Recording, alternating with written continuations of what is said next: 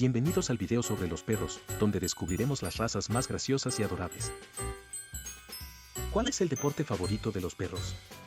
El baloncesto. ¿Por qué los perros no pueden bailar? Porque tienen dos patas izquierdas. ¿Cómo llama un perro a un árbol? Su mejor amigo. ¿Por qué los perros no hacen tratos en el póker? Porque les molesta la pata. Y para concluir, ¿por qué los perros no pueden operar un teléfono? Porque tienen pulgares.